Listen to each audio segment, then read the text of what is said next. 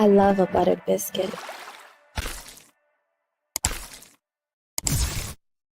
Good evening, everybody. I hope you're having a wonderful, wonderful evening. Man, am I. Daniel Berry Sports. Good to see you, Christine Fortunato. Good to see you, Melanie. Oh, man, do we have an interesting one for you. Yo, ho, ho, and a bottle of rum.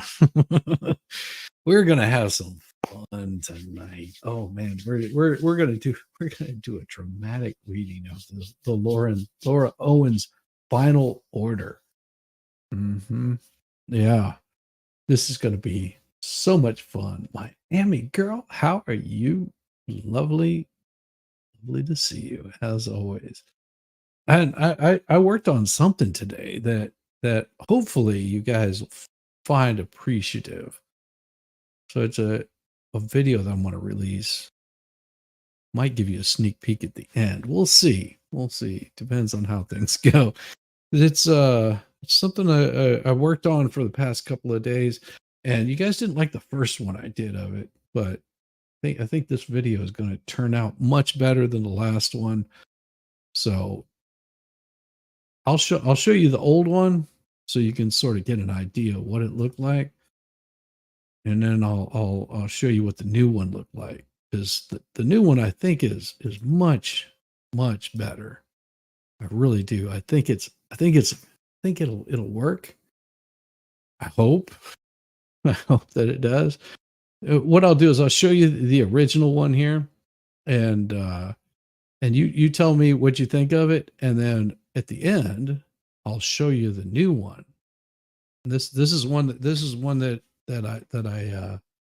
I was able to get a voice on there that I thought was pretty damn interesting, and then I updated a couple of things to it. So let's give this a try. You guys, the song hasn't changed, just the video itself has changed. So here's what the original one looked like, and what the complaint I got was it made people dizzy. So let's give this one a shout, and you guys tell me what you think of the video. And then if you stick around towards the end, I'll show you the updated version of it. So check it out. Tell me what you think. Oh, Brandon. Oh, I love it. When you dance, I love it. When you dance, I love it. When you dance, I love it. When you dance, all I need is for you to move, get up and move that body. Make it sweat, I am on fire. When you dance, make it drip, drop. So all I need is for you to move, get up and move that body. Make it sweat, I am on fire. When you dance, make it drip, drop. So all I need is for you to move, get up and move that body. Make it sweat, I am on fire. When you dance, make it drip, drop. So all I need is for you to move, get up and move that body. Make it sweat, I am on fire. When you dance, make it drip, drop. So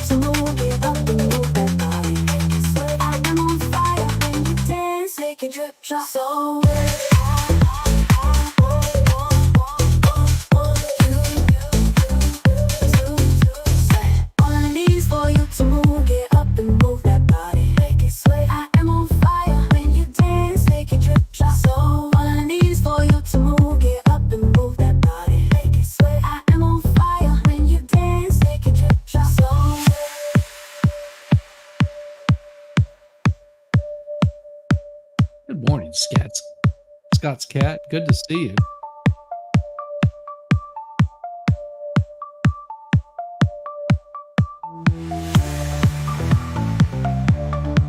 That's right.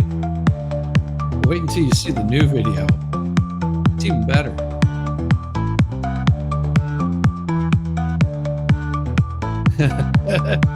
I like it. Yeah, dizzy.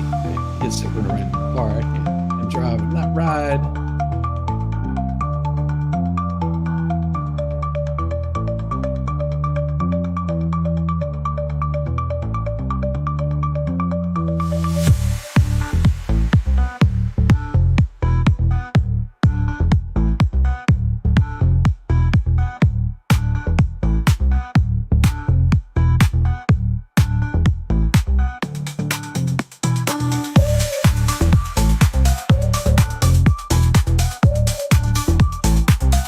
That was pretty wild.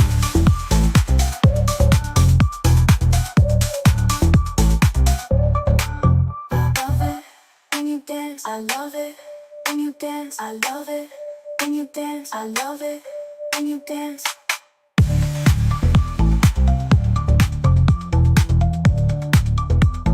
Yeah, the new upgraded version, I think, looks All much I need is better. for you to move, get up and move that body. Sweat, I am on fire. Oops. When you dance, make it drip, drop. So all I need is for you to move, get up and move that body. Sweat, I am on fire. When you dance, make it drip, drop. So all I need is for you to move, get up and move that body. Sweat, I am on fire. When you dance, make it drip, drop. So all I need is for you to move, get up and move that body. Sweat, I am on fire. When you dance, make it drip, drop. So all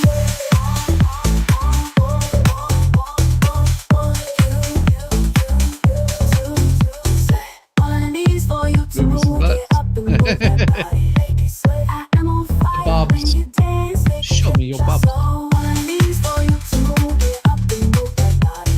Sweat, I am on fire. When you dance, make it drip, drop. So all I need is for you to move, get up and move that body.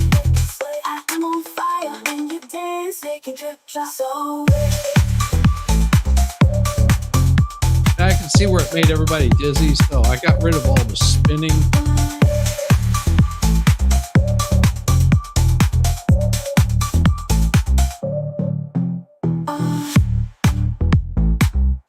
when you dance, when you dance, when you dance. AI balls. 18 tits. Agreed. Yeah, that one was pretty good, but the other one, oh, so much better, so much better. Wait until you see the next one. So you have to stick around towards the end of the show, and then I'll do the newer version of it. Oh, so much better, so much better. So, something for the ladies there. Just saying. We may have upgraded it a little bit, but that's not why you guys are here tonight. You're here to hear the dramatic reading of the Laura Owens petition. Oh man. So this is going to be a fun, damn it. So here we go. This is the case. Supreme Court, Maricopa, Gingrich, Woodnick, and the judge, of course. Under advisement ruling, in-person evidence hearing is held, blah, blah, blah. We know all this. Let's get to the meat of it. The jurisdictional findings. The court finds at the time this action was commenced, at least one of the parties was domiciled in the state of Arizona, and that said domicile had been maintained for at least 90 days prior to the filing of the petition. There are no minor children, and common to them, their parties. Now, here's where we get into their procedural history that we've been talking about. Laura Owens, petitioner, she filed a proper petition to establish paternity, legal decision making parenting time and child support on the May the 20th of 2023. The petitioner filed a proper motion to communicate on August 23rd, 2023. A motion to compel on August 29th, 2023. An expedited consideration requested motion to communicate filed on September 14th, 2023. An expedited exclamation mark motion to seal court record on September 14th, 2023. All motions were denied. Now, here's where we say Clayton Echard, he filed a pro per answer on August 21st, 2023, and the court granted motion for leave to amend response filed by counsel on December 12th, 2023, and amended response petition to establish filed on January 26th, 2024. As the parties, they attended an early resolution conference on September 28th, 2023, wherein the parties entered into Rule 69 agreement to comply with the Ravgen DNA test on October 2nd, 2023. On October 6, 2023, petitioner filed an ex parte order of protection, or oops, I fucked up, in FC 2023-052771. After hearing the oop, I fucked up was affirmed the same day, the Ravgen's result indicated little or no fetal DNA. Then in October 18th, 2023, petitioner filed a request for pro decree mediation, citing response's willingness to communicate with the petitioner and citing he even asks if the unborn children don't exist despite a preponderance of the evidence. Docket number 23, page 2. On October 4th, 2023, the parties appeared before the Commissioner Galacticus, and he's retired in CV 2023-053952 in response to the injunction against harassment filed by respondent. On party stipulation, the court previously reviewed both days of hearing and identified the petitioner upon virtually frequently stood up and rubbed what appeared to be a swollen belly. November 2nd, 2023, testimony resumed. Petitioner testified that she was 100% and 24 weeks pregnant with the respondent's children. She further testified that twins were due on February the 14th of that there 2024. And she further testified that due to, she just like jerks around on the floor in spasms, she was experiencing a high-risk pregnancy and she was being cared for by not one, but two specialists named Dr. McHole and Dr. Higley. She testified she last saw Dr. Higley last Friday prior to that there November 2nd, 2023 hearing. October 25th, 2023, the parties appeared before the Commissioner Dete to determine the validity of the contestant. Oops, I fucked up.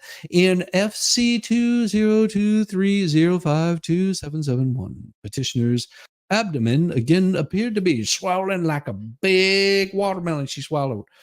During this hearing, she testified to the validity of the sonogram sent to respondent to the media and a Dropbox on Reddit, and further testified the parties were having a boy. It's a boy.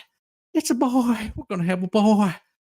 She later testified she believed she was having not one, but two children, a boy and a girl. Oh my God. She is so special. December 6, 2023, Ravgen test confirmed, there's like little to no fetal DNAs.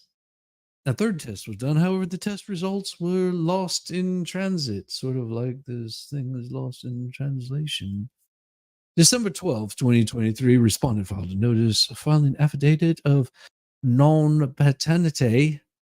December 28th, 2023, petitioner filed a motion to dismiss petition to establish paternity legal decision-making, parenting time, child support with the prejudice in conjunction with a notice requiring strict compliance with Arizona rules of evidence, thereby invoking Rule 2. Petitioner cited the basis for dismissal and that she is not now pregnant with respondent's children's. Docket number 32 at 1. The motion, of course, was denied as the issue of attorney's fees, costs, and sanctions still remained. Is that a docket in your pocket? Yes, that is a docket in my pocket. Would you like to hold the docket in my pocket? On January 2nd, 2024, petitioner filed an expedited motion to quash that their deposition of petitioner. January 3rd, 2024, respondent filed a response objection to petitioner's motion to dismiss. Of course, that there court, he denied the petitioner's motion to squashing, because we don't like squash here. Respondent withdrew his motion for sanctions pursuant to Rule 26 on January 3rd, 2024. Petitioner filed a motion for confidentiality and preliminary protective order on January 18th, 2024. Respondent participated in, she was doing bullshit in a deposition on February 2nd, 2024. At a status conference on September 21st, 2024, petitioner was ordered by this court to comply, you little bitch, with Rule 49 disclosure requirements. During the hearing, petitioner's counsel advised that the petitioner had miscarried. Well, other words, she no longer had those children sometime around September, October. I don't know. It's just a fact. We just won't pay attention to it. They just got discarded somewhere along the road. Petitioner was deposed on March 1st, 2024, and on June 3rd, 2024, petitioner's prior counsel filed Ethical Rule 3.1 Notice of Candor, whereas counsel advises the court that statement made by counsel at the February 21st, 2024 status conference were factually a freaking lie or incorrect. Specifically, counsel stated that Miss Owens had not lied in this case, and she just intentionally lied to the court. Dumbass. Docket 108 at 1.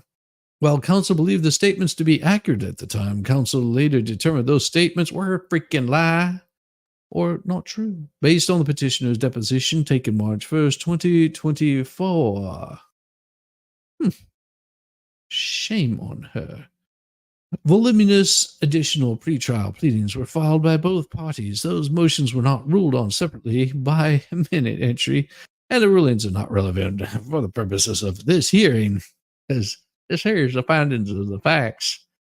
And those their facts are, the petitioner, slut whore, or better known as Laura Owens, slut whore contacted respondent through LinkedIn. Slut whore and respondent met on May 17, 2023 to locate potential investment properties in Scottsdale. Slut whore has a podcast. Oh, she has one of them there like smart channels.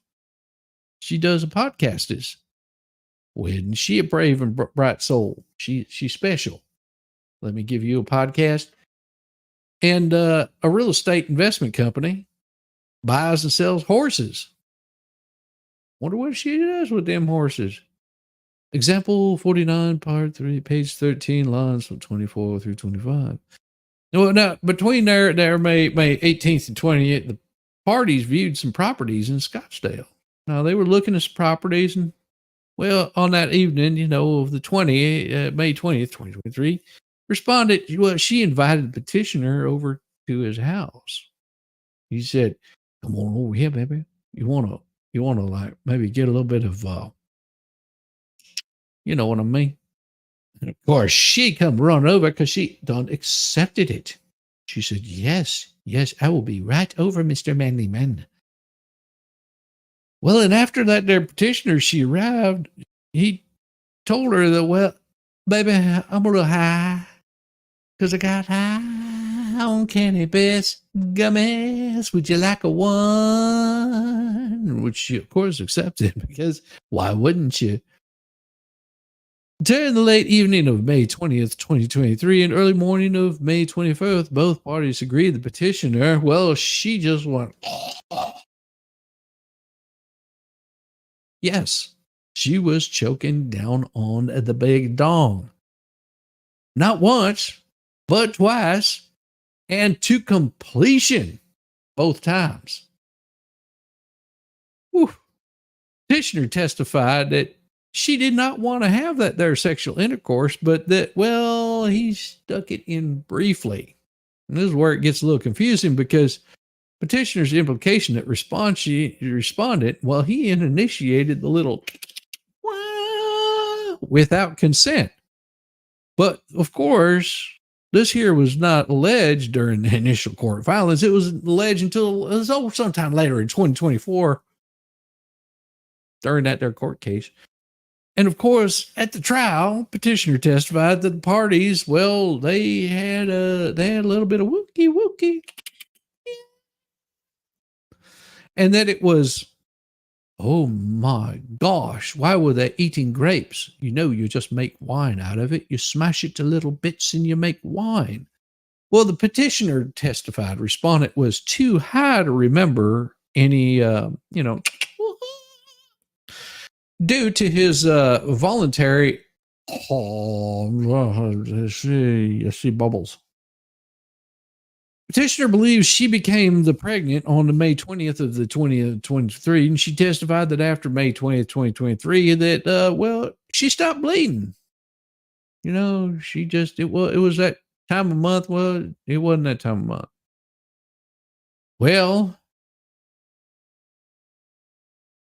of course, she says it didn't resume until November 2023. And of course, it's also discovered in example A11, the petitioner has a pecker can't open stank hole. What? Had PCOS since age of 17, and she don't have no regular periods. I mean, she don't bleed like a stuck pig. Well, and also it was discovered during that time that petitioner has she vibrates on the floor and swallows her tongue unless you turn her head to the side.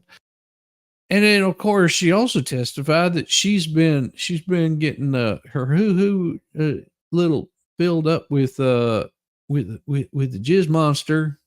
Oh, at least 4 times. Each time the alleged father believed she fabricated the pregnancy and, well, doctored them their medical records.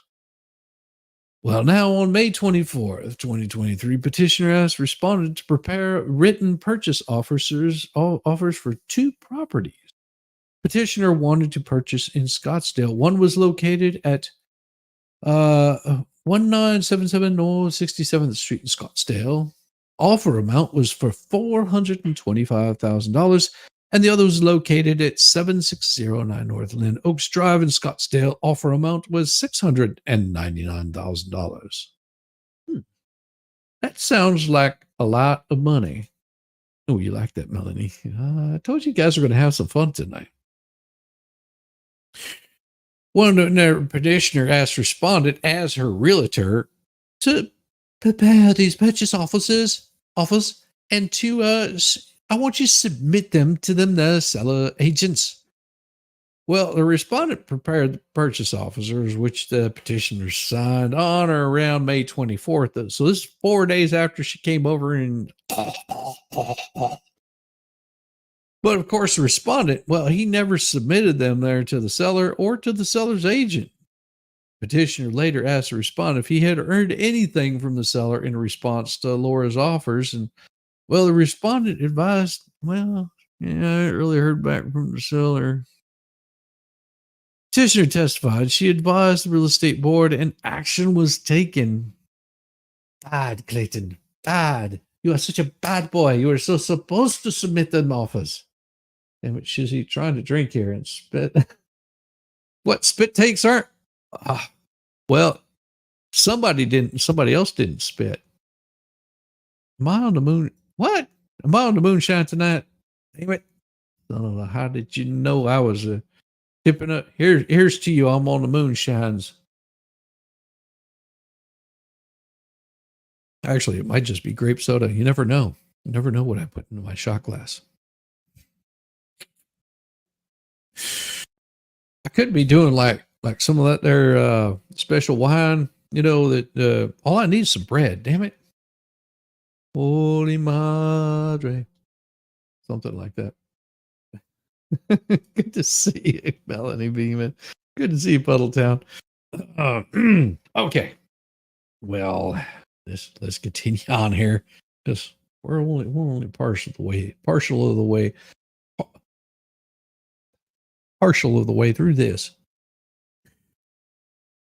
Petitioner later asked respondent if she had learned anything from the seller in response to Laura's offers. Well, the respondent, he advised, I ain't heard shit back from the seller. Well, the petitioner testified she advised the real estate board. We already read all that shit. And of course, it makes no sense that on May 31st, which is a little while later, all done, all alone, so sad. We will get you smiling. I am so happy you have no ideas. I am so happy, Paula. Good to see you. I'm happy being alone. It is okay.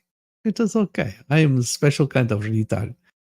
I love myself too much. Petitioner testified that after multiple positive pregnancy. Wait, I missed something. Petitioner, she took a home pregnancy test, which showed a faint positive result. She was fainting because she was positive it was a result. It was a result she wanted. Well, the petitioner, she testified after multiple positive pregnancy tests. She told the respondent, I'm pregnant. So, the petitioner, she denies using any of them their hormones. Well, someone else's urine, that'd be pee for you and me, special kind of peoples, or altering the test at all. Well, and of course, the petitioner found respondents' reaction to be hostile and dismissive. He said, well, shit, woman, I don't quite believe your lying thing. Because wait, you swallowed it twice, choked it down, slobbed the knob, dangled the wangle. I don't know, whatever you want to call it. Played hide and go seek with a hanky panky, spanky wanky. I don't know what you want to call it. And he was saying on June 1st, petitioner went to Banner Urgent Care. And this is the kind of place that you want to go to, Banner Urgent Care.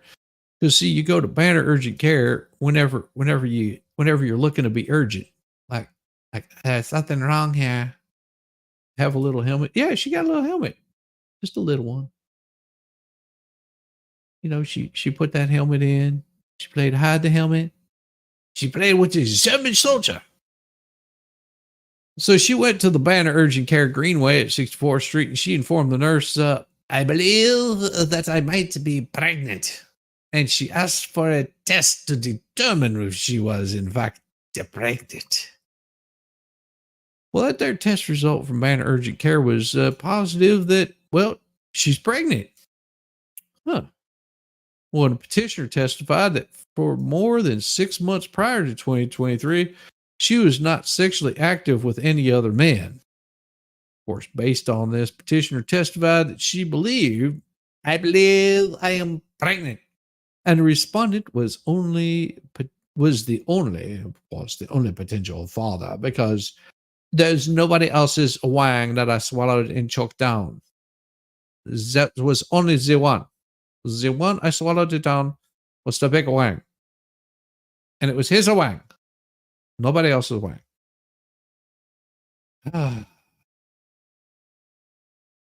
So on June 19, 2023, petitioner went to respondent's home at his request. The respondent provided a pregnancy test. Bitch, I don't believe you. Here's a pregnancy test.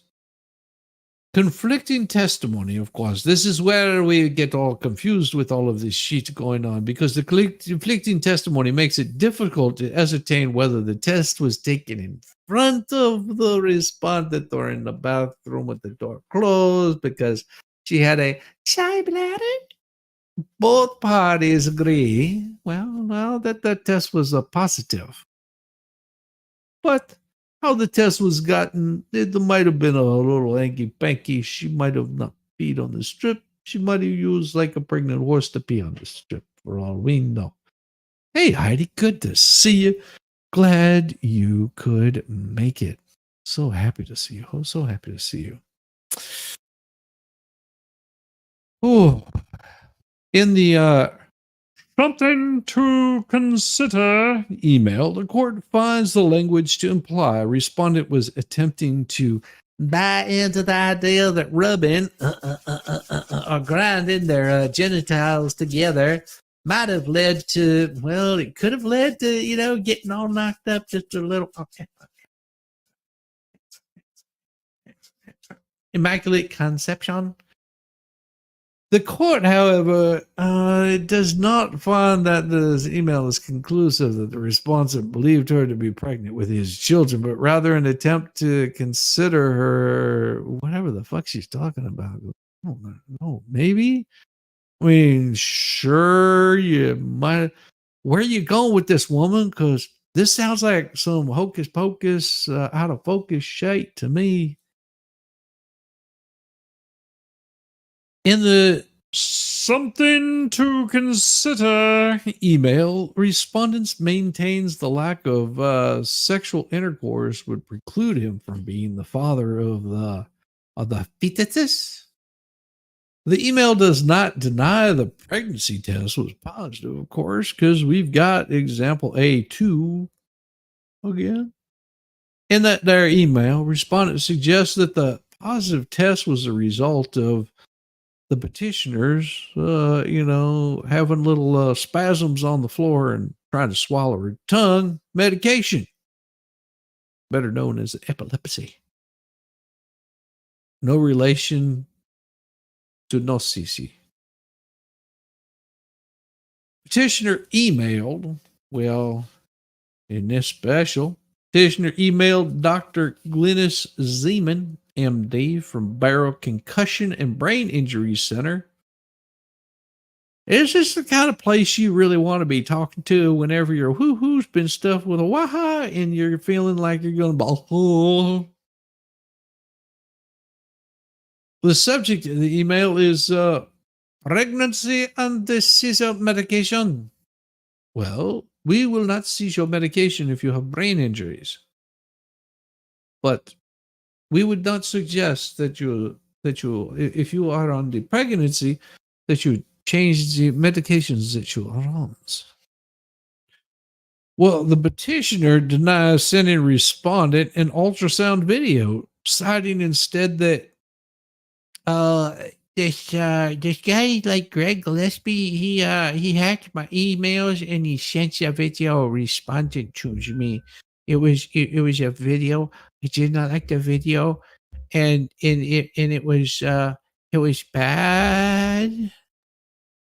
Hello, Bruce. Good to see you. The petitioner testified that on July 2nd, 2023, she anonymously sought care at Planned Parenthood in Los Angeles. But of course, here's the thing. Home Chicken failed to provide records of any Planned Parenthood appointment, anonymous or under any aliases. Respondent presumably saw records from all mission to hell. Planned Parenthood says that's where up in today, like today, not yesterday, not any time before, she sought care. When the petitioner, she done testified that she had a sonogram at a Planned Parenthood in California, either anonymously or under pseudonyms, and changed location to prevent respondent from tracking down the truth. That's how bad she was. She wasn't going to let them track down the truth. The truth will set you free. And of course, it be noted here that this time the court was not provided with those records at the trial. So these are basically bullshit, is what she's calling. What ended their petitioner? She testified on July 23rd, 2023. She experienced a bleeding.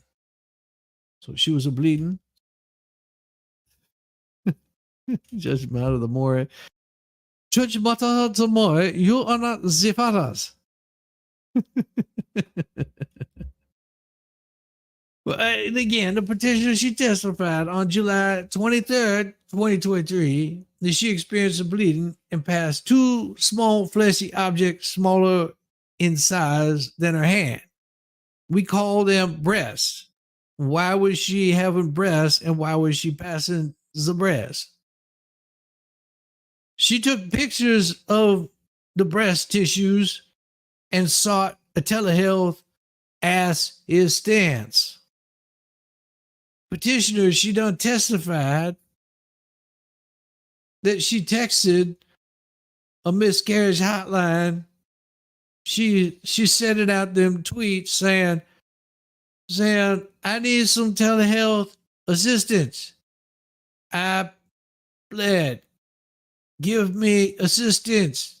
Call me 1-800 slut puppy.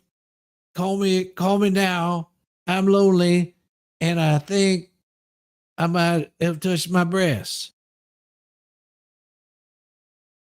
Well, at that petitioner, she testified she texted that miscarriage hotline and she sought some of their assistance, and a telehealth provider told petitioner, woman, it'd be hard to be telling if that their miscarriage is we should be monitoring, but I don't know what you're gonna do.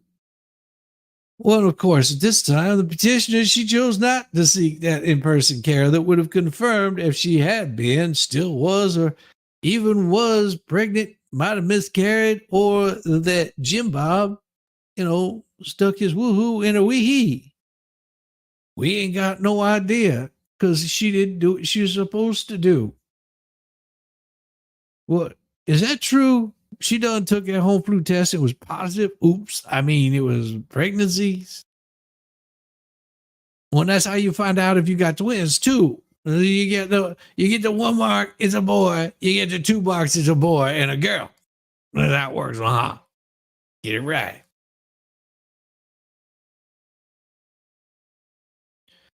Well, and this be noted right here that court finds it's a hard to tell component of the telehealth visit was due to the nature of telehealth and inabilities to be providing care in the forms of an exam, HCG test, blood test, ultrasound, or any other test that would usually tell us what in the hell is going on.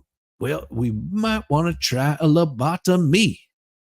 Lobotomy. Instead of seeking care, in-person care, the petitioner, she chose to go pee on another stick. And on July 25th, 2023, she found out she's positive. Well, aren't you special? Being so positive. I love it when the positive comes out. Did I not send it? Okay. What the hell just happened? Craziness happening here over here. Now, so I'm wondering if that there petitioner, she testified she made multiple appointments to see Dr. Mac Hole. I would just call him Dr. Mac. He'd been macking on that ass. 3 or 4 appointments, they was rescheduled, and then it was canceled when the petitioner tested positive for the coof. With Dr. Machol's record indicated that the 44 pages of records confirming, making, and canceling them their appointments. When a court was not provided with evidence of any sort of positive COVID test, but maintains that the nature of her high pregnancy would warrant a visit to the emergency room, who would have been equipped to care for a high risk of pregnancy, wherein the mother was positive for the COVID. Zamorade, hello Zamorade, how was you? Good to see you, Moraders. Say hello to the Moraders, everybody. Give them some love. Make sure they know how much you care. And in August of the 2023s, their parties, they agreed to a DNA test through a Revigen. A Revigen? I don't know, man. All I'm saying is don't go to no raves with this bitch. She'll fuck you up. Petitioner paid $725 to Ravgen for the test, but the respondent failed to provide a sample. Other words, I am not jerking off into that bucket. If you want some, get it out of her mouth. Take it out of her mouth. She'll spit it because she don't swallow nuns. And, she don't know nothing about no pregnancies. If she don't know nothing about no pregnancies, then we just have to assume that she's lying because she says she swallowed and she don't spit. Wee woo! Wee woo!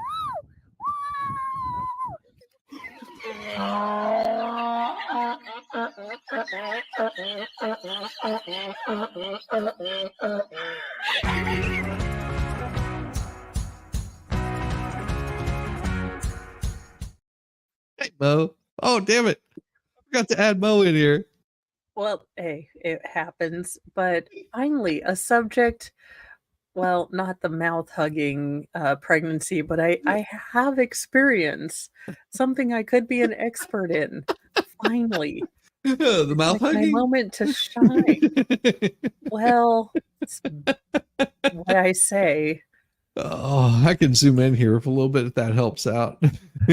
Oh, yeah, I was just I've got one of the huge curvy screens. I just generally am reading articles, so I have my screen as small as possible. Oh my gosh. Well, I'm at this bullet point right here.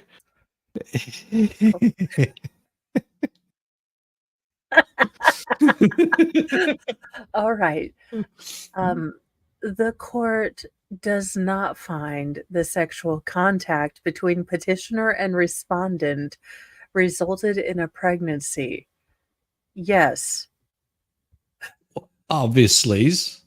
And of course, the court finds that if the petitioner has been knocked it up, it's profoundly unlikely that conception occurred because she was a rubbing, she was a grinding, or because she went,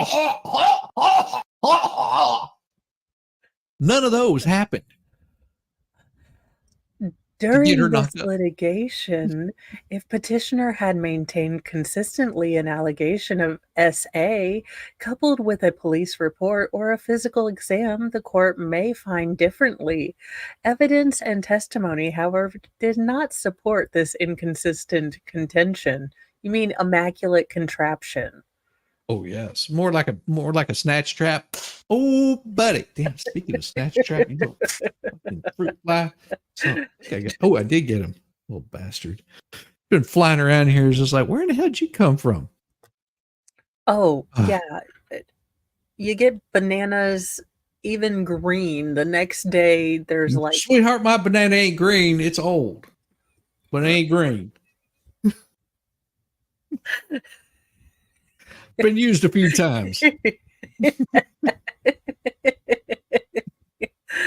Oh no. Well, the petitioner down there admitted to changing the HCG test results to reflect a 31,000 in his example B17.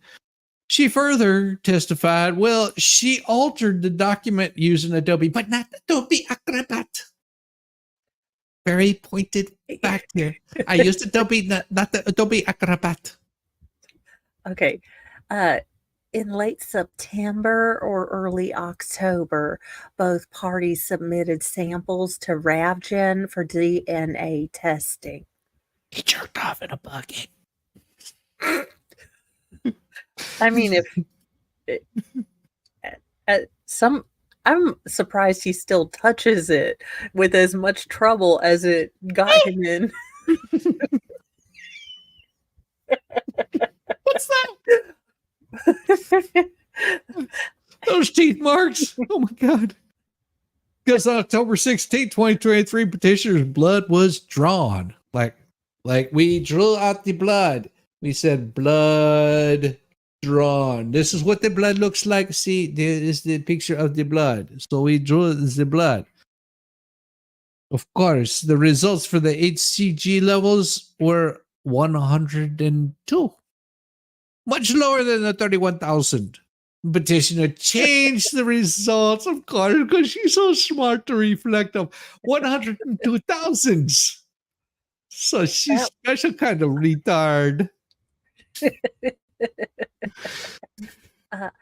Petitioner testified that on October 18th, 2003, she was aware the alleged pregnancies were not viable and filed the request for pre-decree mediation in the hopes that at mediation she could tell the respondent the pregnancy was no longer viable. This chick's trying to tell me she hasn't been blowing up his dang phone. Like people that just want to help me with my car warranty. But there's no baby now. There's no baby. Because upon that denial of her request, however, she did not file a motion to dismiss or make any other arrangements to advise her responsibility development. Isn't she a special kind of retarded? Oh my gosh. The court finds the testimony uncredible and misuse of judicial resources. Oh, but the petitioner was not treated by Dr. McCool or Dr. Higley as testified to her in her November 2nd, 2023 hearing at the...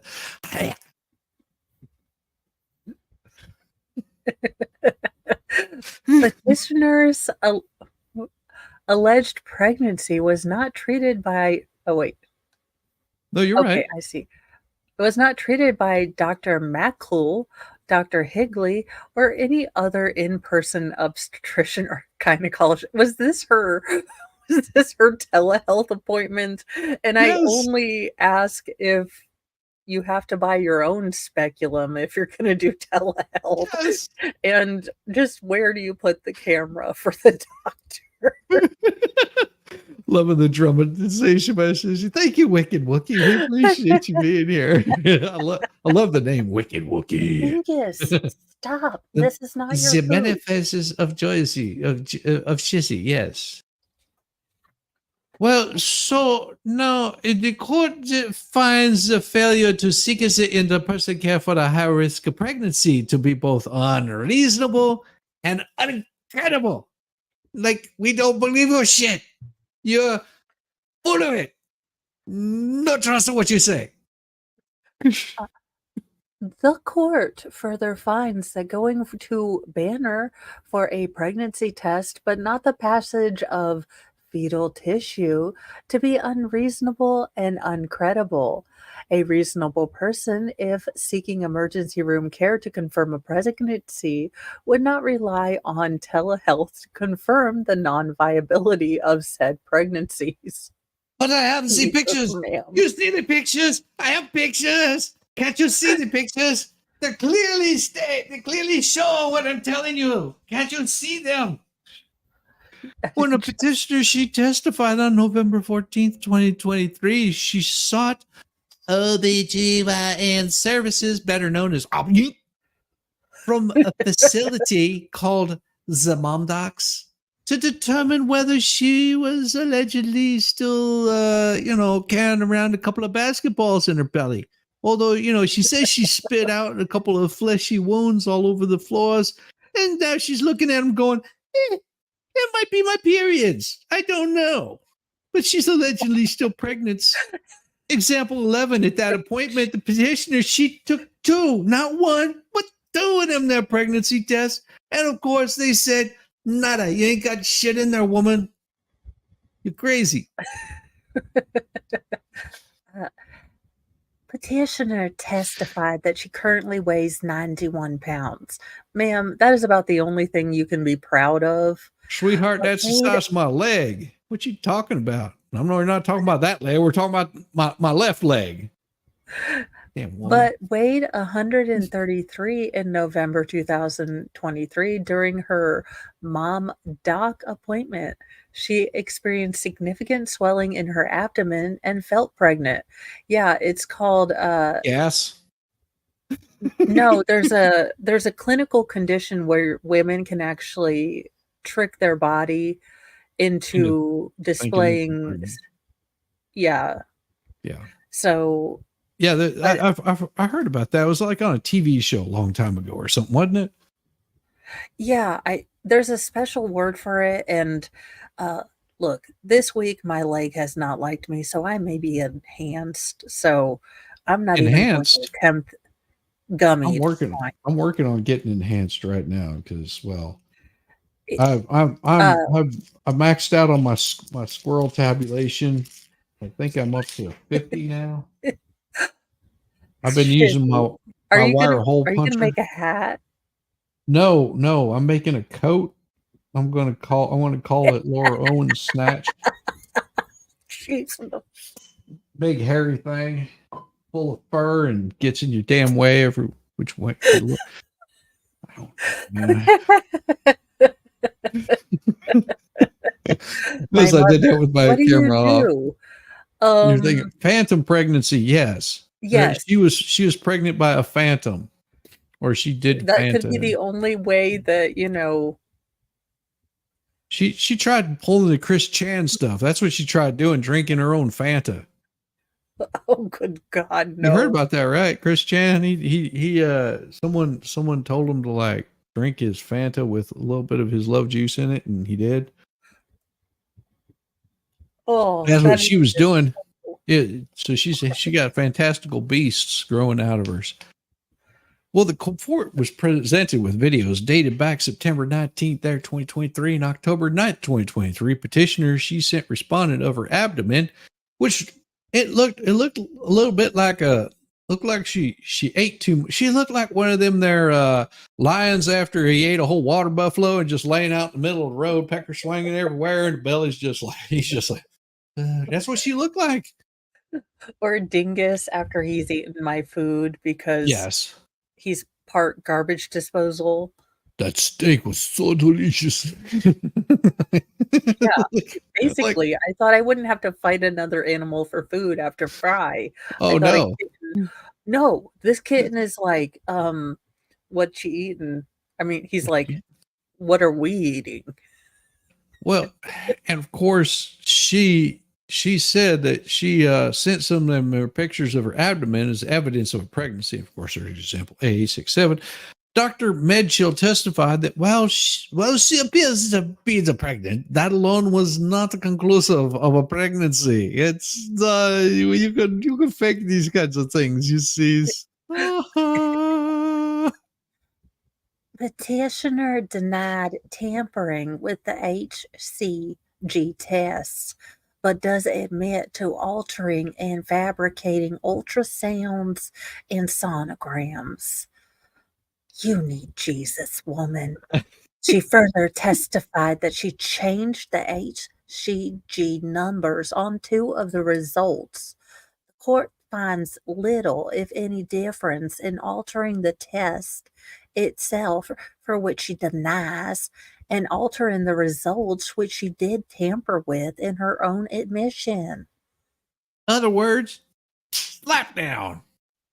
During the petitioner's cross-examination became profoundly obvious that the counsel for the petitioner was attempting to coach her answers. He was saying, stop, say something more, act like you can't hear, say whatever you gotta do, just don't answer the question. Duh. Respondent's counsel, identifying the issue, moved between counsel and the petitioner. Ooh, bitch, get out the way. Get out the way, bitch, get out the way. From that point forward, the petitioner began to exhibit extreme anxiety and unwillingness to answer questions. The court had to remind the petitioner twice that counsel would ask a question and she needed to answer it. Well, at this time, the petitioner had pushed back in her chair. He advised the court, I don't think I've been treated fairly.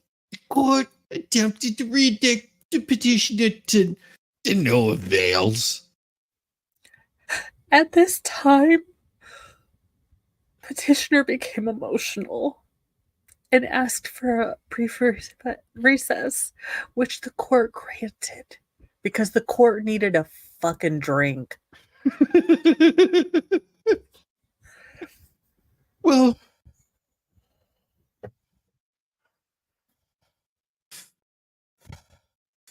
the court finds that this interaction between counsel and petitioner diminishes the credibility and the veracity of the petitioner's responses during cross-examination. The court finds it's impossible to determine the date of an alleged miscarriage, not because it's impossible, but rather because she failed to seek even a minimum level of care for her high-risk condition. Failure to demonstrate confirmation of ongoing pregnancy is a purposeful way to ensure respondent would not be able to determine if she was pregnant, and if so, how long the pregnancy lasted. Well, it lasted about as long as it got to her stomach. Just that. Huh. Well, that was on the first one. The second one, she was like, I'm full. I'm filled up. Can't eat anymore. All these seamen coming to visit me. I can't have them all. Oh God. What this woman just I mean, how many pages are there to this? You're a freaking liar. You're terrible at this. You continue to do this. What the hell is wrong with you, woman? I'm going to send you to the ranch like Dr. Phil and get you. I don't You know, know. the body ranch is in Tennessee. Well, I mean, I don't want her to have to go all hostile. I just. Well, no. But when the bodies hit the floor, when the bodies hit the body. Dr. Medchill, or we as we will call him, Dr. Michael T. Medchill, MD, a retired OB-GYN and prior chair. Why was he a chair before he was an obstetrician? Okay.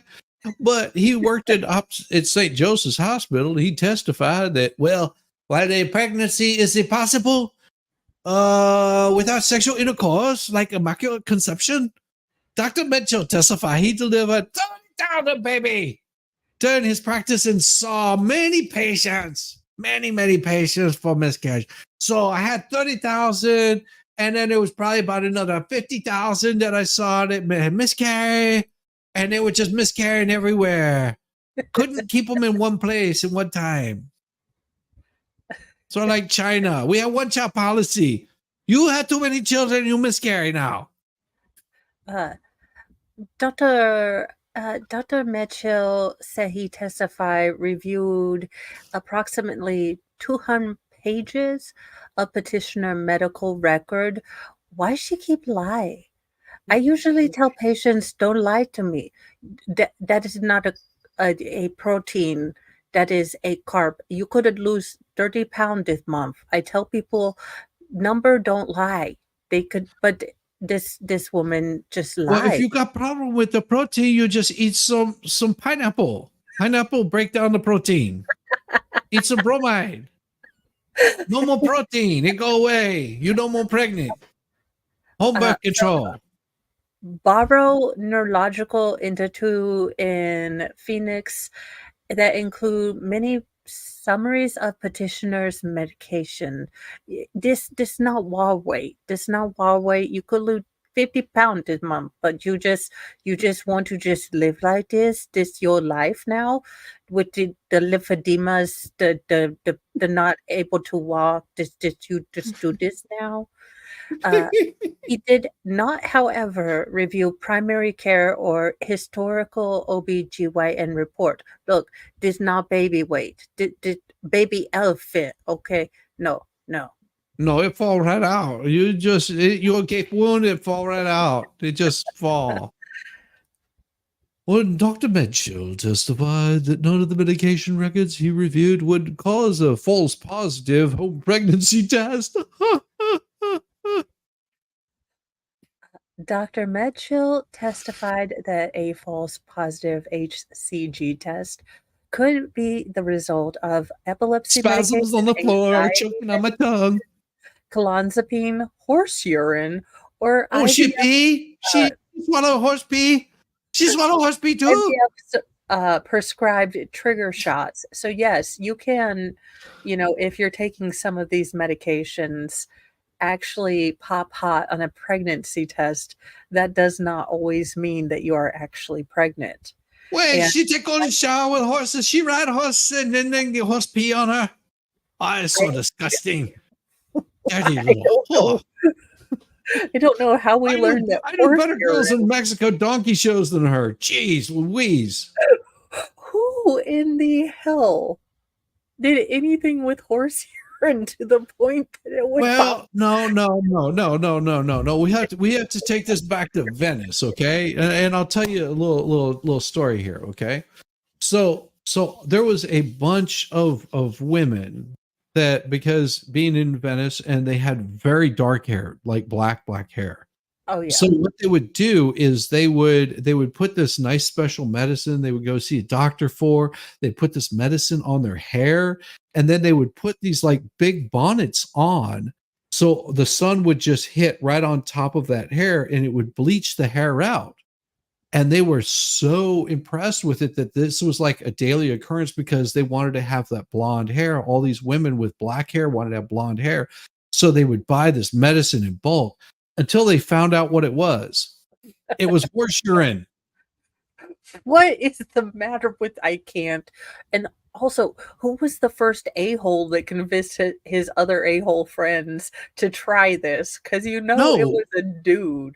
It's the chemical in it, but see, they would add all of like the scents and everything, and women were bleaching their hair out because horse urine will do that, but they didn't realize it was horse urine because it didn't smell like horse urine, but that's what they were putting on there. Just imagine how many false positives those bitches had. Whoa! Well, they're in Venice, so I mean, it's not like they are birth control fanatics.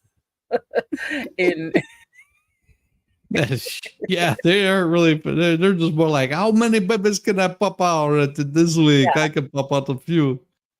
But Dr. Mitchell, he testified that a false pregnancy, you already read that. When asked by the court, Dr. Mitchell testified, well, I didn't like looking at the Parenthood records from Michigan or Los Angeles. There was no point in me looking at any of that stuff.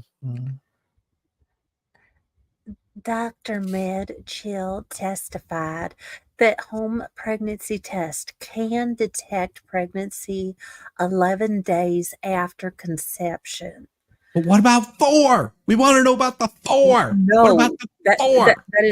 That is impossible to all things known about human fertility. Even if you can take 20 of them, I took 20 of them today. Damn it, I got pregnancies. That's what it's saying.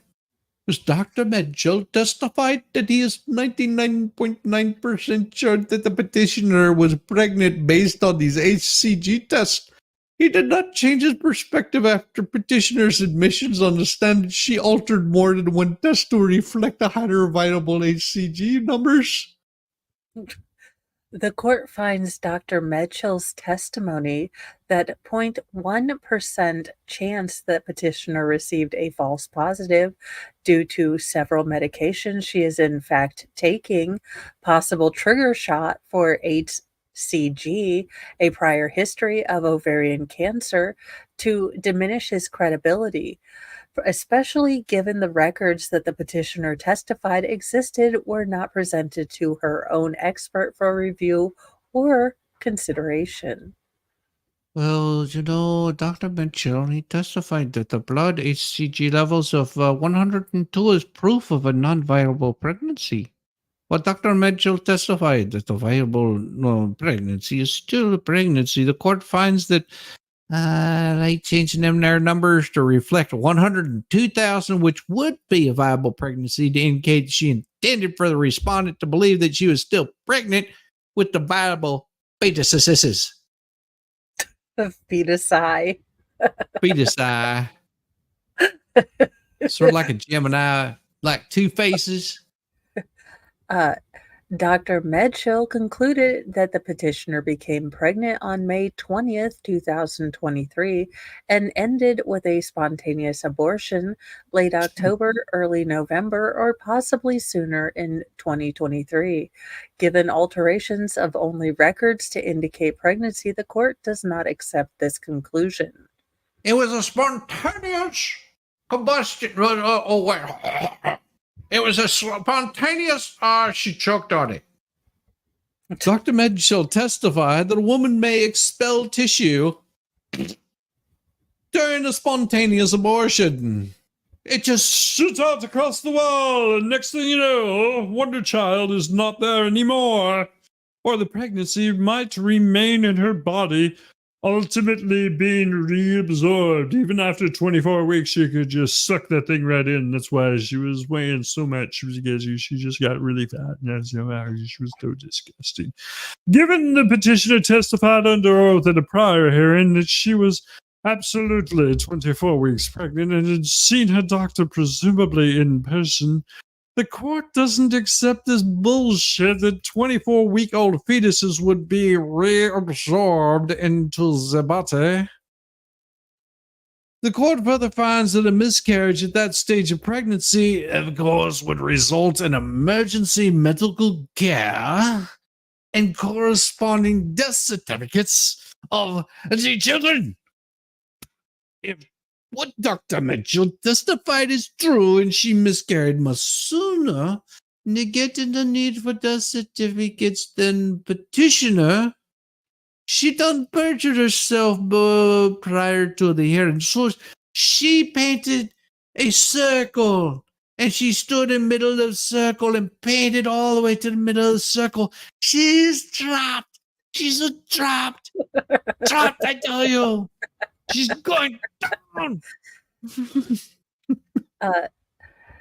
Samantha Deans, MD, MPH. Dr. Samantha Deans, MD, MPH, reviewed petitioner's records and provided her analysis of the HCG results. Exhibit B3941. Additionally, she was prior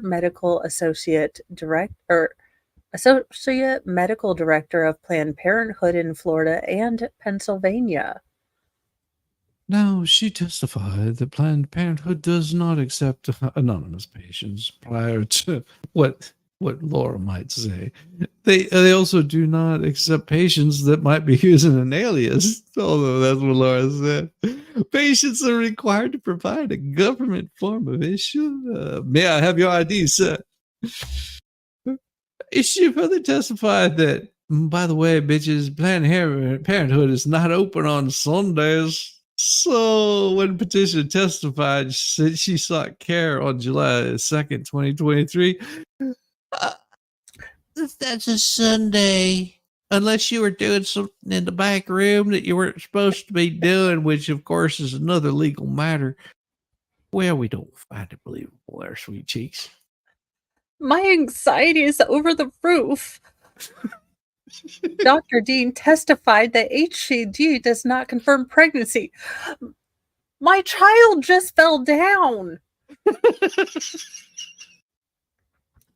There must be several HCG or ultrasound examinations.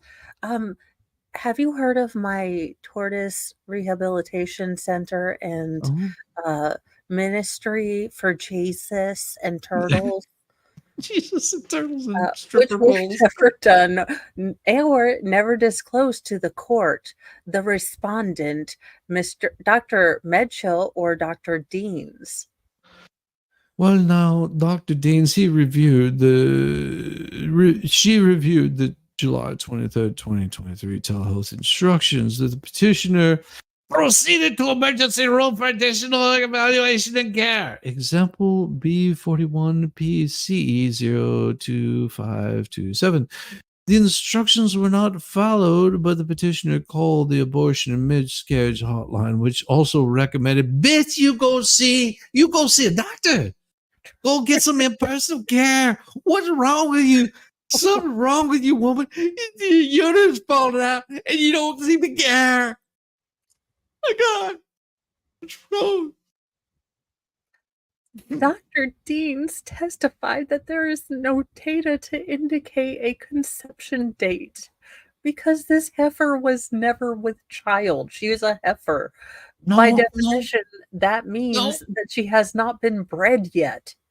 She hadn't been bred yet. She knows all about the horse breeding, but she doesn't know about human breeding.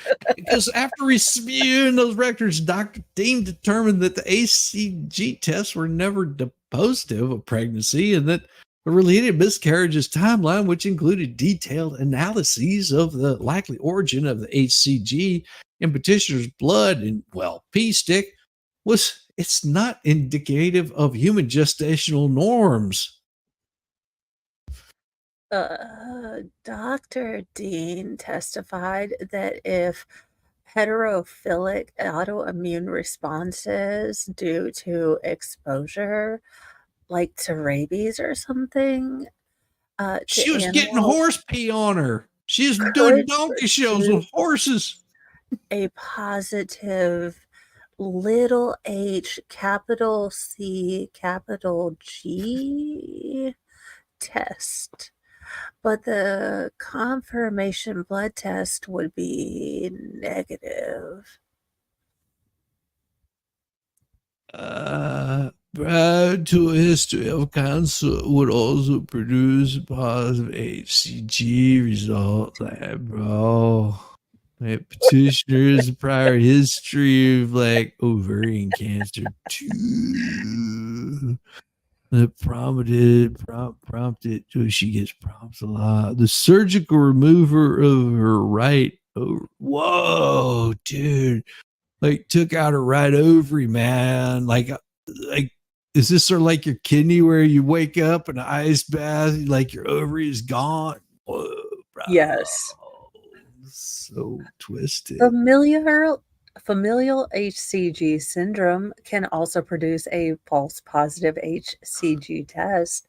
Dr. Dean testified that syndrome is very rare with only 10 known cases in the world. Sure, Laura Owens is the magical 11th case. But darling, horse tranquilizers can create a positive HCG result. You know, I can understand people in the 70s using horse tranquilizers. Whichever jerk face first used horse urine for anything on their head. I contend there was LSD involved in that as well. Or some prank, like, I bet we could get Guido over there to put horse pee on his head. And I bet we everybody's like, no, oh hell no, oh hell no. And he's like, bet me $5. I'm gonna go double dog dare him, or whatever equivalent in Italian. I don't know, boil his noodles or something. I don't know. Well, she got some boiled noodles there already. But I can under what is going on in this case has taken how many years? A gajillion and 12? Just a year, just like a little over a year. Yeah. I mean, not even a year. This is a pretty quick moving case if you think about it. Oh, yeah, I guess it's hard. I'm trying to keep up with the Karen Reed, the Delphi, Sarah Boone, everything else. And I'm like, wait, but this one's been a longer one. So that can sometimes in YouTube or, stream time be like, how many centuries ago did we start this? Yeah. No, trust me, it seems like forever, but it hasn't been very long. Yeah, now that you put it like that.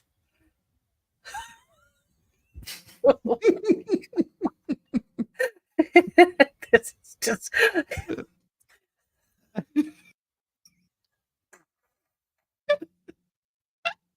His mom is just so goddamn proud of him. Oh, son, you're so good. Respondent, my son, Clayton Echard. Respondent denies all allegations of sexual intercourse with that hussy Jezebel. But No. Mama, I confirm we were both under the influence of the Mary Janes, but being high, I wasn't really high. I also deny, Mom, no memory loss. There was no, it was because I ate the marijuana, Mary Janes. I was eating the devil's lettuce, Ma. Ma, don't be mad at me, Mom. What's going on? Respondent testified that around May 22nd of 2023. Now, you didn't hear this from me, but we're going to be praying for him because in the name of Jesus, he just needs sanctification. He's lost his way. But he realized his behavior with the petitioner was unprofessional. That's why, bless his heart, we are praying for him. This is not gossip. This is worship. He intended to discontinue his fornication with the petitioner. Now, he testified in this court and in front of, the entire congregation. I mean, bless him, just taking on, taking out that sin and that shame and just, taking it washed in the blood. Yes, yes, ma'am. The petitioner became very emotional. Well, I testified that I told the petitioner he had submitted the offers to the seller. The respondent testified he didn't believe that bitch was really interested in the properties.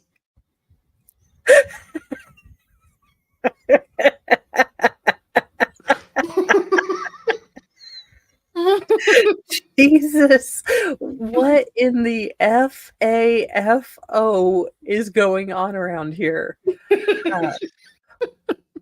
When asked if he had received any response, the respondent told the petitioner that he had not, but he never told petitioner the reason why no response had been received, i.e., because the offers had never been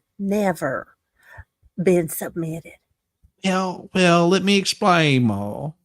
Respondent made no only false statements to Laura about them real estate. I made those false statements to Laura about them real estate purchases officers. I told her it's okay. No, nobody really wants your money. That's what I told her. Baby. Respondent testified the petitioner sent him approximately 500. Not one, not two. Zero text message using 1313 different numbers threatening to leak information to the media. Exhibit B3. She is such a hussy. Food. She's a hussy because she also reached out to the son. She called his family, co-workers, prior girlfriends, accusing him of being a deadbeat for not supporting her and the twins. Go get yourself a fan down by the river, woman.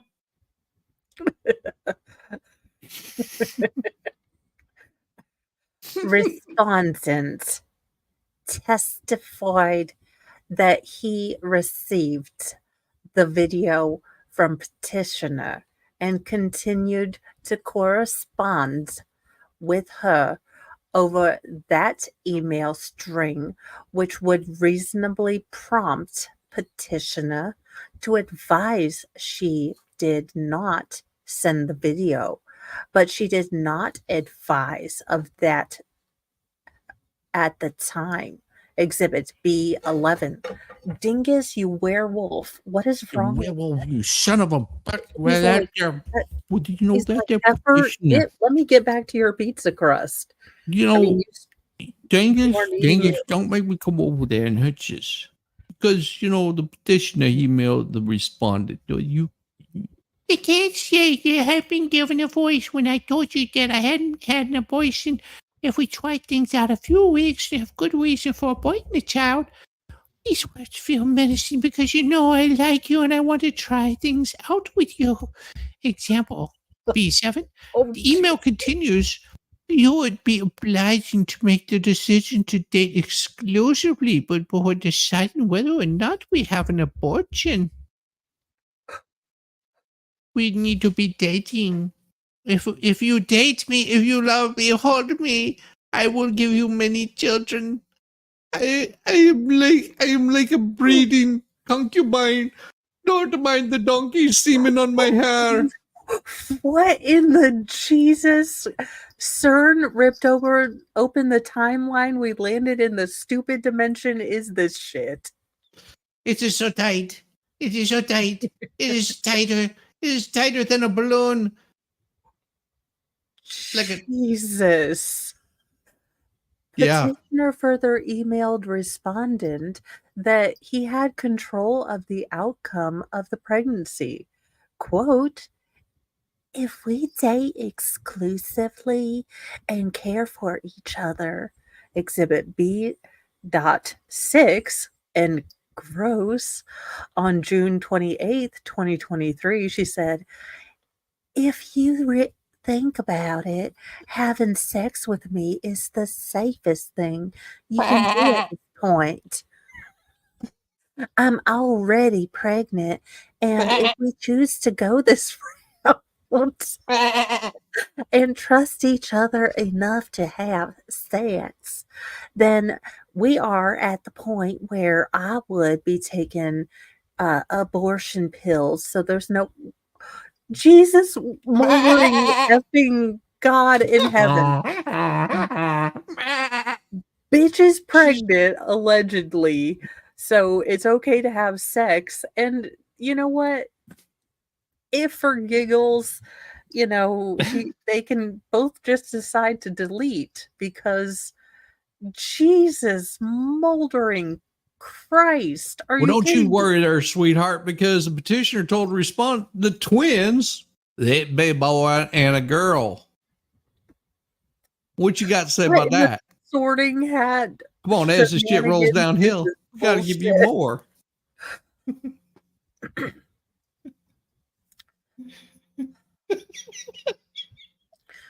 Petitioner provided respondent with sonogram that was posted to YouTube 7 years ago.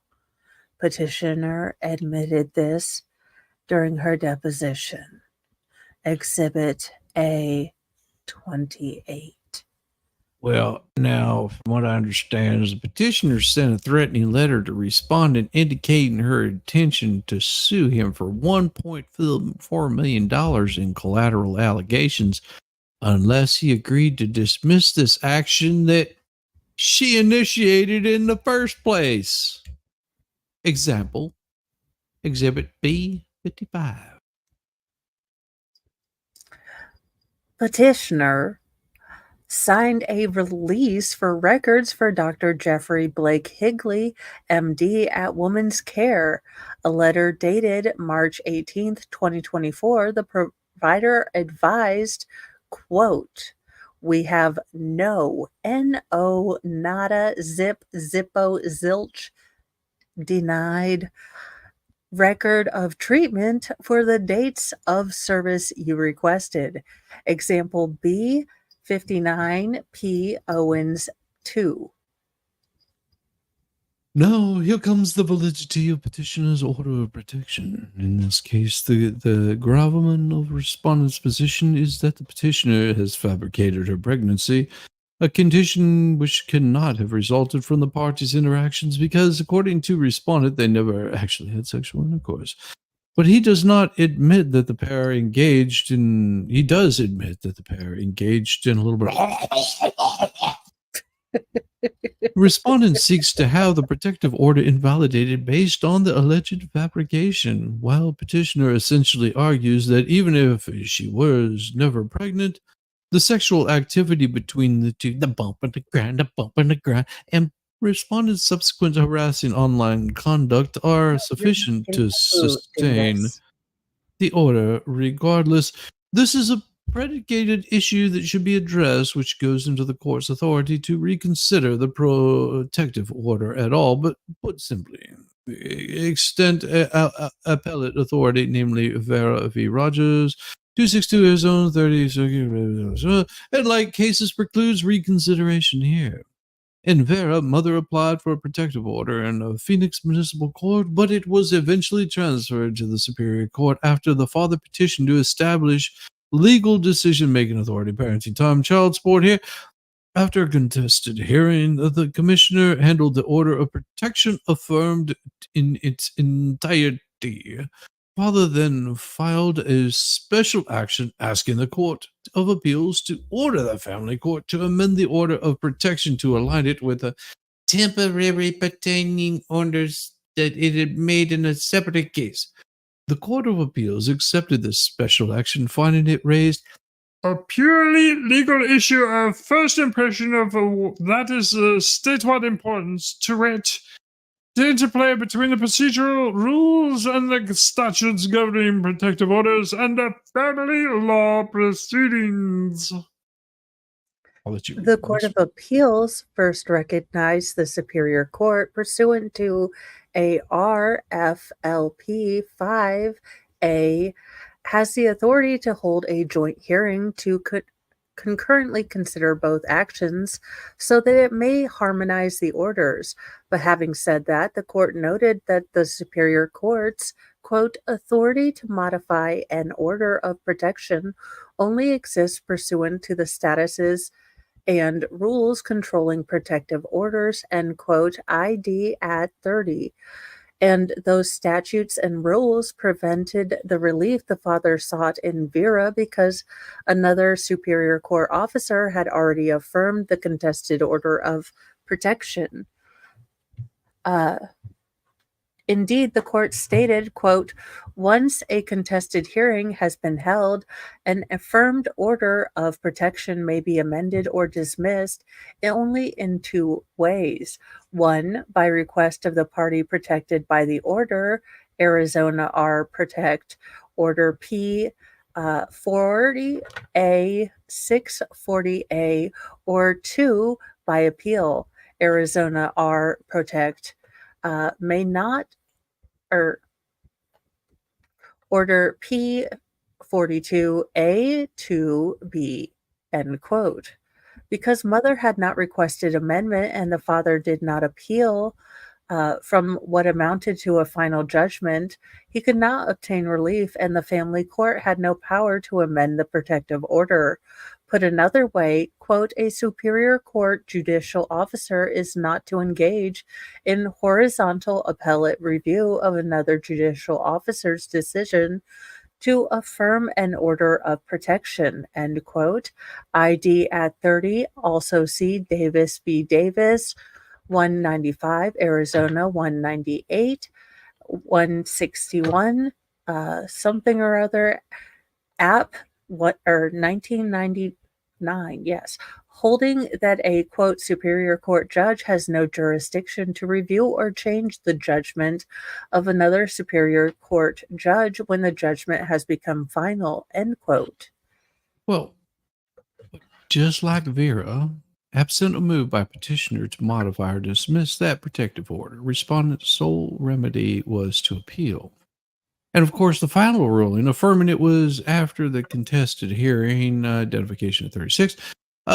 Although Vera did not involve fraud, this court was unable, we're talking not able at all, to identify any cases collaterally challenging a final protective order judgment on Rule 85 grounds in a separate family court proceeding, nor any authority suggesting that Vera's exclusive roadmap, which is rooted in 40 and 41, for amending or dismissing a final order or protection judgment is subject to an exception based on Rule 85 review.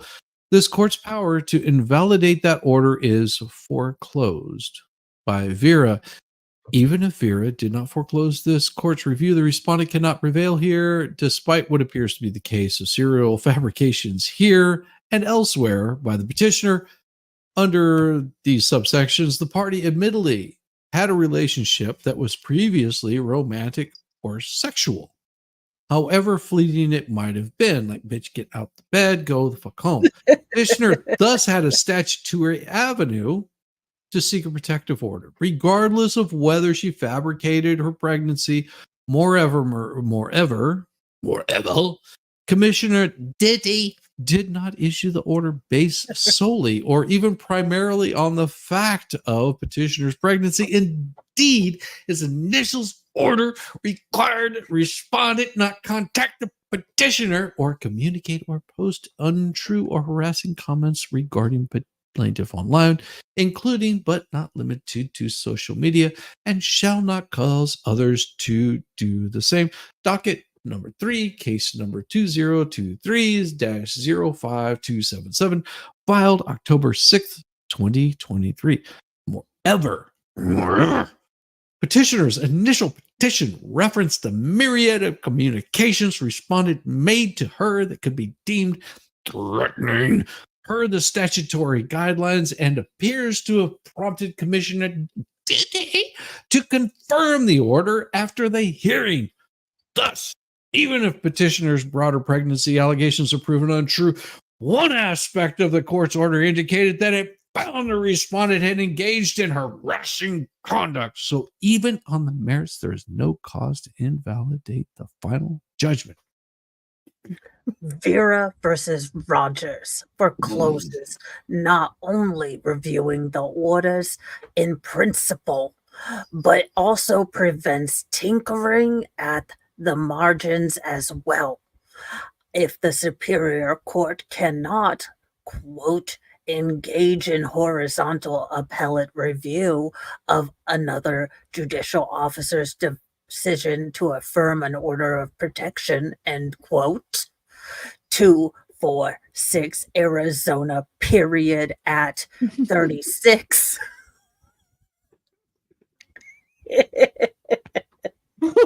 Sorry for nearly choking you to death on whiskey. That was beautiful. The parties remedies as both decisions were to appeal and have appellate court review the entirety of those decisions. Both had hearings. They had all of them. Oh my God. As to their respective orders. And under ARPOP, better known as K-pop. Yeah. BTK too, I think. In an order of protection, the injunction against harassment or an injunction against workplace harassment is entered, affirmed, modified, or quashed after hearing it, at which both parties had an opportunity to appear, and quotes is appealable. No, now we get down to them sanctions. The sanctions that Artful, this guy that likes to eat cats, provides that by signing a pleading motion or other document, the attorney or party certifies the best of the person's knowledge, information, and believed formed after reasonable inquiry. 1, it is not being presented for any improper purposes, such as to harass. 2, the claims, defenses, and other legal contentions are warranted by existing law. Then 3, the factual contentions have evidentiary support, or if specifically so identified, will likely have evidentiary support after a reasonable opportunity for further investigation or discoveries. Meanwhile, Rule 26 provides that If a pleading, motion, or other document is signed in violation of this rule, the court on motion or on its own may impose on the person who signed it a representative party, both an appropriate sanction which may be included in order to pay to the other party or parties the amount of reasonable expenses incurred because of the filing of the document, including reasonable attorney fee. Emphasis added. In this case, respondent filed a motion for sanctions pursuant to Rule 26 on January 3rd, 2024, arguing that, quote, petitioner filed the underlying action for an improper purpose without medical evidence to support her claim that she was pregnant and or that she was pregnant by the respondent, end quote, docket number 40 at 1. However, after significant motion practice between the parties, attorneys, respondent filed a motion to withdraw motions for sanction pursuant to Rule 26 on April 3rd, 2024, while retaining his other claims under ARS subsection 25,324, 25,415, 25,809. Yeah. Docket number 76. I'm like, Gummy Me sucks at math. Oh, Gummy Me is horrible. I can't count that left or right. I'm like, do we remember what the roundy one is? No, we do not. No, we don't. The question thus becomes, can the court still award Rule 26 sanctions considering respondent's withdrawal of his motion? Well, as the already above noted, ARF, which is that little guy, a space alien that liked to eat cats, expressly provides that the court can sanction a party for a violation on its own. The court was unable to locate any decisions pertaining to whether the withdrawal, which he did not out of her face, of a party's Rule 26 sanction motion precludes a sua sponte court award. But as a matter of plain meaning and strict interpretation, it would seem not to really matter whether the party ever files a motion or even whether that party does file a motion and then the party withdraws it. A court may still award the sanctions it deems appropriate based on the conduct it deems to violate the rules. Indeed, if per Rule 26C, the court can at any time award sanctions of its own and its own findings, absent invitation, the withdrawal of a party's motion to do so would not seem to violate or in any way affect that power. As a matter of plain logic, so for instance, if the court were to find here that the petition of that petitioner fabricated her pregnancy to provide leverage against the respondent in order to secure a long-term relationship with him and all its benefits, Rule 26C would appear without doubt to provide it the authority to order her to pay respondent his reasonable expenses, including a reasonable attorney fee, regardless of any prior filings by the parties. That this, because of that fabrication, if adjudicated as such, would have been the predicate for initial petition and many, indeed all, of the motions that came after. Oh, yeah. Although there is a dearth of case law on this issue, other rules confirm that the family court has authority to award sanctions on its own. And oh my God, you guys have made me so verklempt. I'm giving you all the verkackte sanctions, okay? I'm going to ruin your name at Shabbat, okay? You will not even have a moil come out to see you, all right? You have touched on my very last nerve. My nail stylist moved away or got deported. I don't know. My hairstylist did something weird, like I look like Reba McEntire up in here. I cannot anymore with stupidity. And apparently you all want to play in the band of dumb. So I'm done. I'm done. Rule ARFP or LP 76.2 A1, for instance, provides that, quote, in a prejudgment or post-judgment proceeding, the court, upon motion or its own initiative. And do you know what I possess, sweethearts?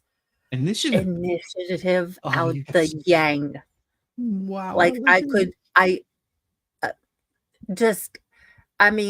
have my own matchmaker. I could be Fiddler on the Roof for the Can love I of rub? all. Can I rub your initiative You're like a genie disgusting. bottle? I just rub it like a genie bottle. Bailiffs, get this pervert out of my courtroom. I can't. I can't. I look like flippin' country music award Reba McEntire fancy over here. And this pervert is in here trying to see my motion or initiative. I just can't. May impose sanctions on if a party or attorney one fails to obey a scheduling or pretrial order. I mean, I demand order. I am queen of this courtroom. I am the empress of this universe, and you will obey my orders. 2, Mm. fails With a to leather appear outfit. at a resolution meeting conference. Look, I'm not paid to sit here and look pretty, though I do, all right? I do, I own it. I affirm me on the daily. Self-care is important, ladies. Anyway, where was I? Jesus, high me is like, were we supposed You're to at be 2. reading or just You're at 2. That's where you're 2, at right okay. there. Fails to appear at one of my Zoom meetings, I will sign you up for LuLaRoe and LDS, all right? I will tell the Seventh-day Adventist where you live. Jesus, Dingus, don't try to jump on the green screen.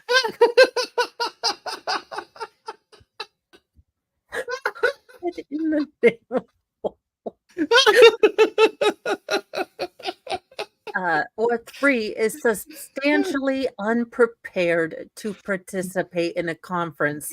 That would mean you, Mr. Dingus, coming into my courtroom, acting like you know the law or the truth. Have you ever even been to that zip code, sir?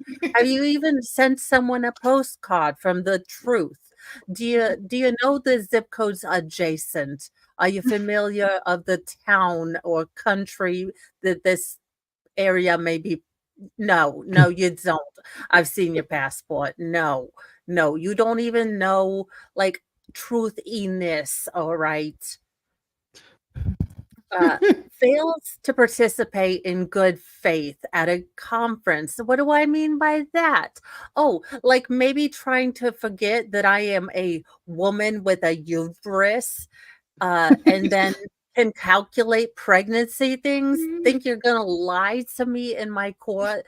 Come in here acting like it's a it's a 1976 Ford Tempest, okay?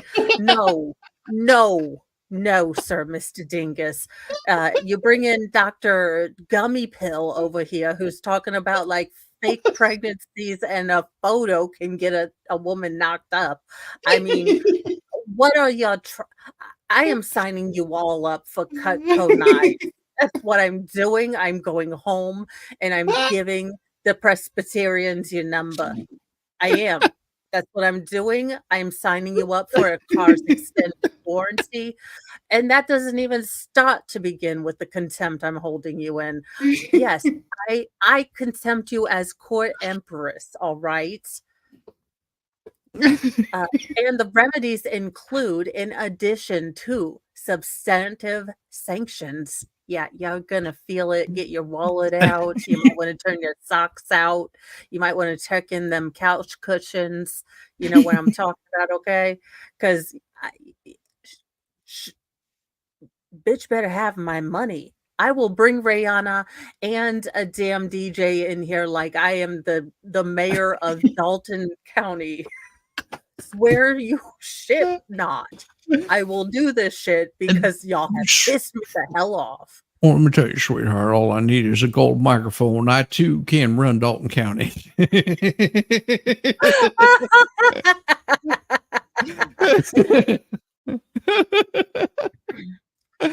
Ordering the party at fault, that would be you, dingus, and Laura, if I could jail you for life to keep your uterus away from hurting nobody ever again, I would do that. If I could render you barren right now at this moment, I would do it to save everyone else the pain and Don't worry. suffering in this. I think God already took care of that for us here. Just saying. Oh, now I feel a little bad, but nah, y'all have pissed me the hell off. I'm trying to quit nicotine and caffeine at the same fucking time. I got no time for this stupidity. I will fine you for pissing me off. To pay reasonable expenses, including attorney's fees and assessment to the clerk, or both, caused by any non-compliances with a court order. See, all of these laws I had to find my clerk and have him look up because you decided to play dumbass like a chump. See, so I had to make one of my clerks not look up, stuff for, maybe like a real case, but okay. That's just it. Thank you so much for wasting all of our fucking tax money, all right? Thank you. Confirming power of the court to award sanctions on your own initiative. Under this other stuff, I had to find some flippin' intern that was working for like Taco Bell to go fix up for me. In settlement and ADR context. Oof. Oof. That'll break it. Well, additionally, as is evident from that there near textual identically and per the Arizona Family Law Rules Handbook,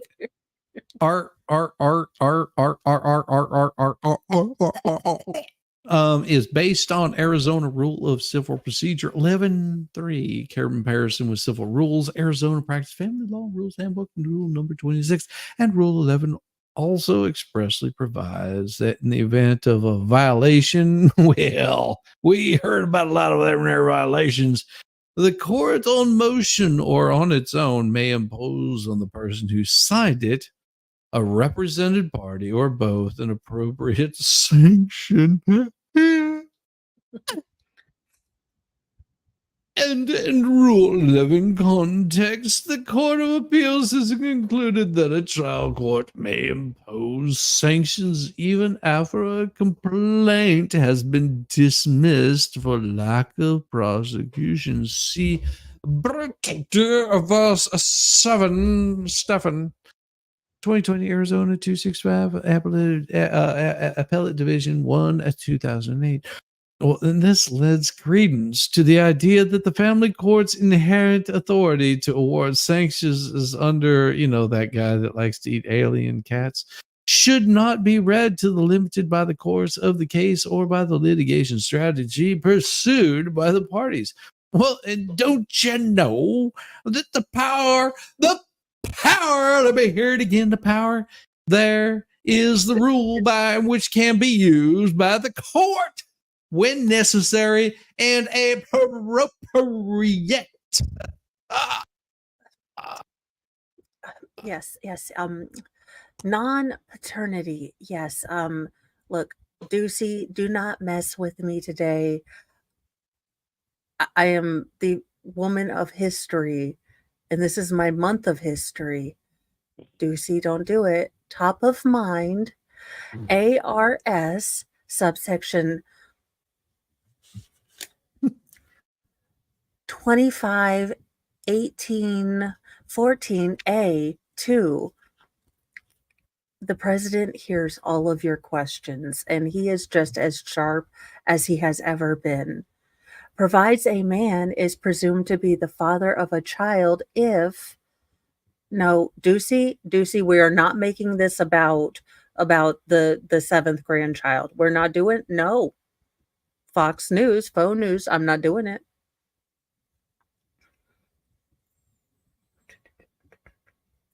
Oh, where was I? You're right here. Child, if genetic. If genetic testing confirms at least 95% probability of paternity. And 95% is really good. Our economy is growing by 95%. Never, the president cares about shrinkflation and inflation and stagflation. He's a flationist, if you will. Yes. Yes. Well, he uses a penis pump. He needs inflation. Let's see here. ARS 2580 or 481. No, 841. 814 Charlie Delta Alpha. Alpha Delta Charlie. Provides Cheers. if presumed to be the father based on DNA testing that may only be rebutted by clear and convincing evidence based on the lack of confirmed pregnancy and repetitive RAV-gen results of little to no fetal DNA. The court cannot establish that the petitioner was pregnant. Did you have to go to Miss Cleo for that one? No. The court cannot establish paternity of a non-confirmed pregnancy lacking DNA evidence despite testing twice. There were 2 test results of little to no fetal DNA fall woefully short of the 95% required to meet the burden of clear and convincing evidence that the respondent was the father of the petitioner's alleged pregnancy. What in the name of Christ on a cracker is going on here? Well, how much wine did this chick drink? Because Well, I'm all confused. she drank a lot of. It wasn't Kool-Aid she was drinking. Just saying. Attorney's fees and costs. Clayton Echard is requesting award of attorney's fees and costs. And award of attorney's fees and costs is governed by ARS, and we're going to read all those subsections later. Provides as followed. Court for this time, after considering the financial resources of both parties and the reasonableness of the positions each party has taken throughout the proceedings, may order a party to pay a reasonable amount to the party for the costs and expenses of maintaining or defending any proceedings under this chapter or chapter 4, article 1 of this title. On request of all party or other court and competent jurisdiction, the court shall make specific findings concerning the portions of any award of the fees and expenses there based on consideration. Final things. Court may make these findings before, during, or after the issuance of a fee award. B. If the court determines that their party filed that petition under one of the following circumstances, the court shall award reasonable cost of court attorneys to the other party. 1, the petition was not filed in good faith. 2, the petition was not grounded in fact or based on law. Or 3, the petition was filed for the improper purpose, such as to harass the other party, to cause an unnecessary delay, or to increase the cost of litigation to the other party.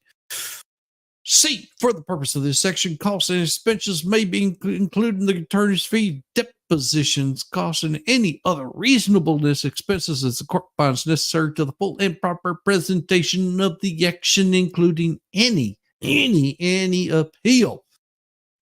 D, the court may order all amounts paid directly to the attorney, who may enforce the order in the attorney's name with the same force and effected in the same manner as if the order had been made on behalf of any party to the action. Oh, bless you, Jesus. The court finds there is no substantial disparity of financial resources between the parties. Petitioner did not provide an AFI, but testified she and her mother collectively earn $200,000 a year.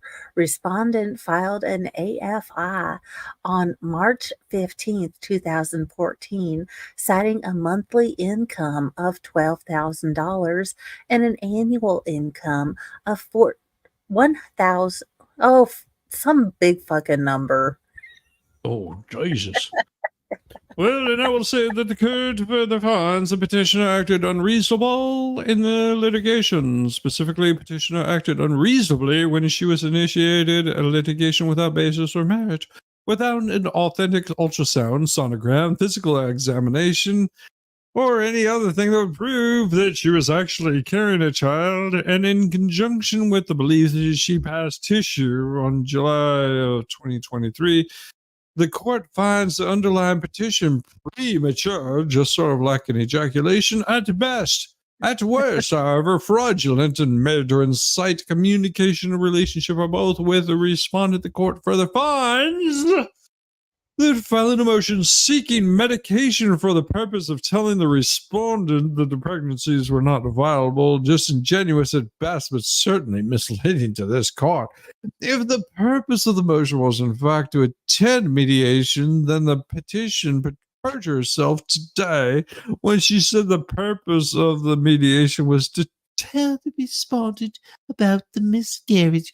Either way, this bitch lied. Respondent likely incurred costs associated with this litigation prior to retaining counsel, and he is entitled to reimbursement for every damn penny this bitch tried to milk out of him. The court further finds that the petitioner repetitively failed to comply with Rule 49, even on order of this court. Further compounded by the fact that on the day of the trial, she testified that she anonymously sought care at Planned Parenthood in Los Angeles, while she failed to provide records of any Planned Parenthood appointments, anonymous or otherwise. Respondent presumably sought records from all Mission Viejo Planned Parenthood, as that is where she, up until today, petitioner disclosed she sought care. This undoubtedly caused respondent to incur substantial legal fees attempting to locate records that may or may not exist in Los Angeles, but now appear to have never existed in Mission Viejo. Additionally, petitioner acknowledged that she altered HCG results, an ultrasound, and a sonogram. Well, this here court further finds that the provisions of ARS subsection 25.324 Bravo do not apply because the petition was not filed in good faith.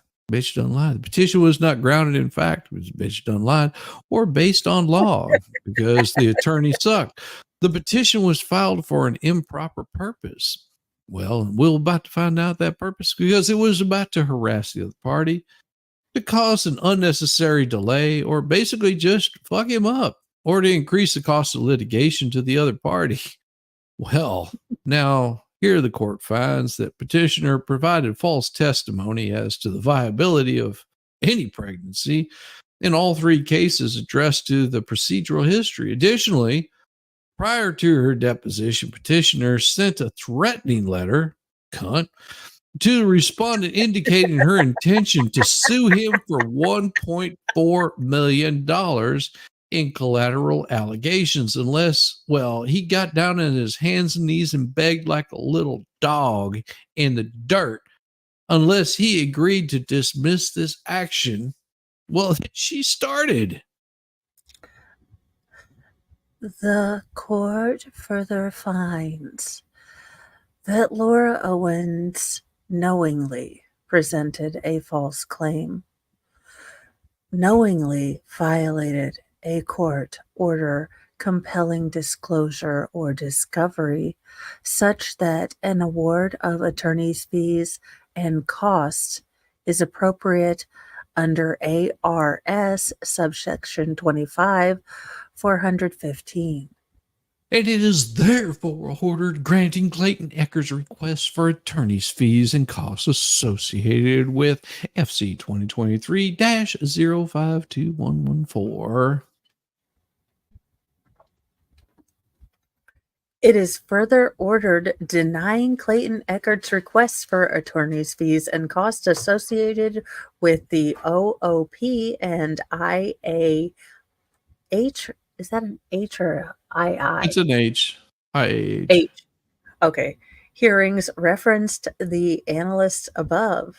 Oh, now it is also further ordered that Laura Owens shall pay Clayton Echard's reasonable attorney fees and costs no later than July 8th of this year of our Lord 2024. Respondents and counsel for Clayton Echard shall submit, now not just maybe, but they shall submit all necessary and appropriate documentation to support an application for that their award of attorney's fees and costs, including a, let's get it right this time, China Doll affidavit and form a proposed order by no later than July, later on in the year 29th of 2024, the year of our Lord.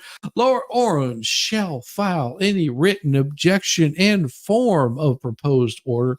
If Clayton Echard's counsel fails to submit their documentation by July 8th, 2024, no fees or costs will ever be awarded, and the court shall determine the award and enter a judgment upon review of the affidavit, as well as any of the complaints and objections that the bitch may have. Additional orders.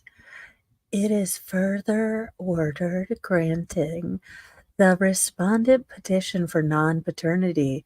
It is also further ordered the court having determined that Laura Owens has a pattern of similar, if not identical, behavior and court involvement, referring this matter to the Maricopa County Attorney's Office for review of Laura Owens' actions pursuant to ARS subsection 13 - some other number. 2702 and ARS subsection 13 - 2809. Accordingly, the Maricopa County's Attorney's Office will be endorsed on this order. The court must decide the amount of attorney's fees and cost to be awarded, but finds there is no just reason to delay making a final order.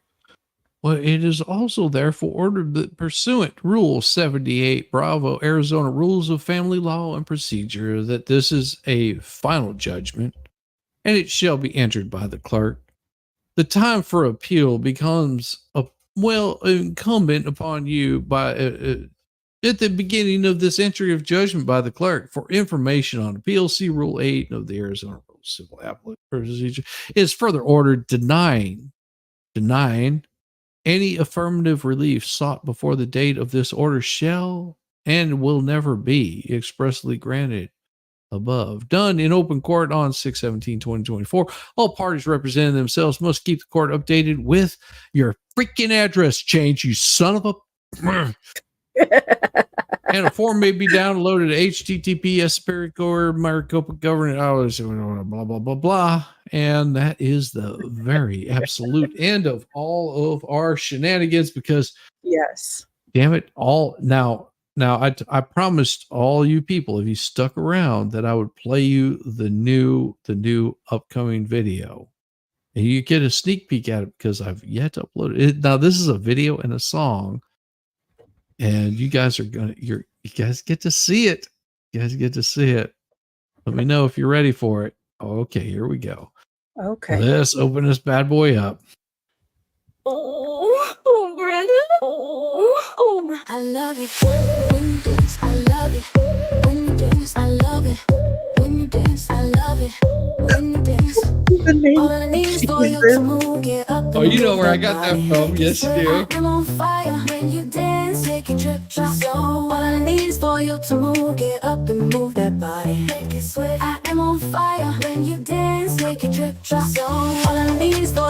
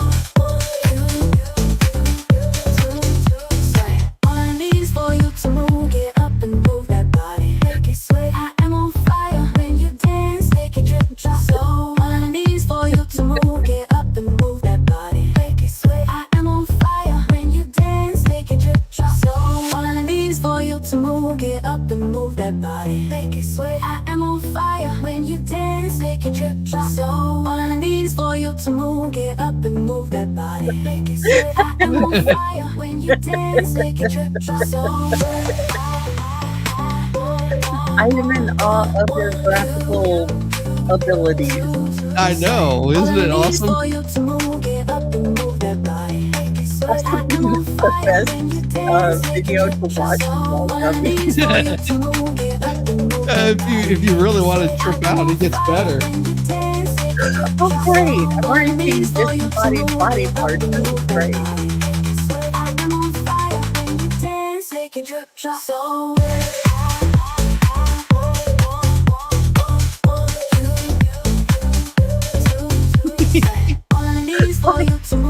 Why is his ass on fire?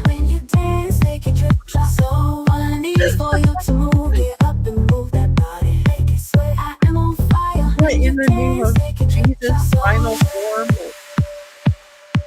Okay, Yeah, what this in the is- Twilight Harry Potter hallucination? Oh, it gets worse. Jesus, I thought Legend was odd.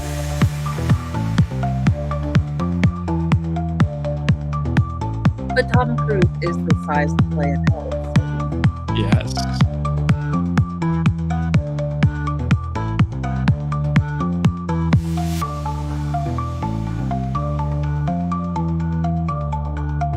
What am I going to take here and Pink Floyd Dream am I watching?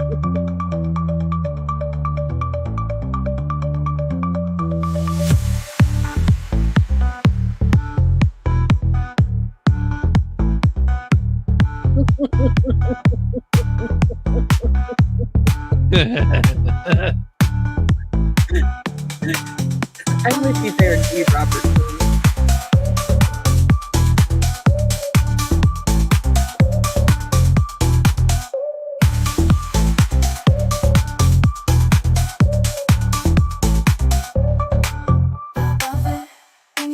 I love it when you dance. I love it when you dance. I love it when you dance.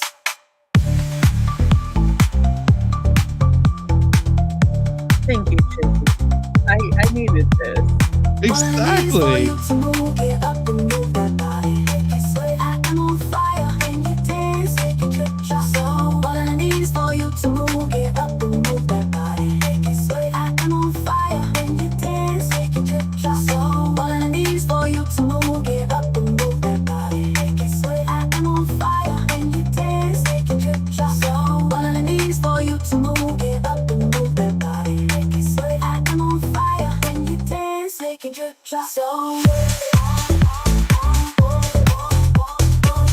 This is a earworm I didn't need again. Oh yeah, you do.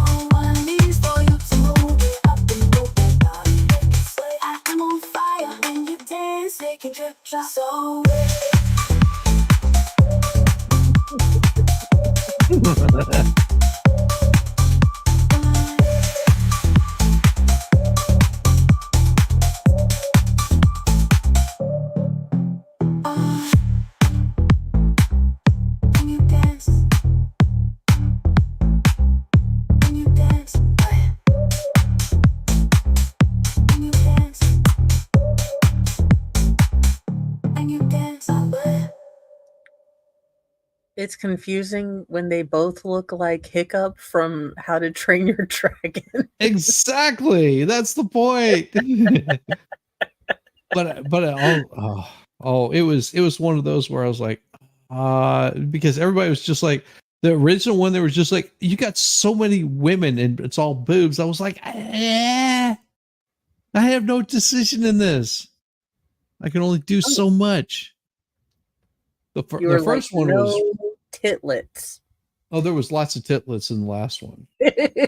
Well, I know you're like, edit out boobage, make it guaranteed to, well, terrify, confuse, and somewhat hypnotize a gummied Mo. But I mean, Exactly. That was the point. Like, let's see how we can mess with Mo. yes. Oh, but the one that I've been working on, oh my gosh. The other one that I've been working on is even better. Oh, awesome. But see, these are even low quality video that I started, because the other one is even Okay, we're not so much watching better. that tonight, Shizzy. I can't No, handle it. no. Tonight, what we're going to do is we're going to give you we're going to give you a little bit of a taste of it. Everybody, Shizzy. have a wonderful night. See you soon.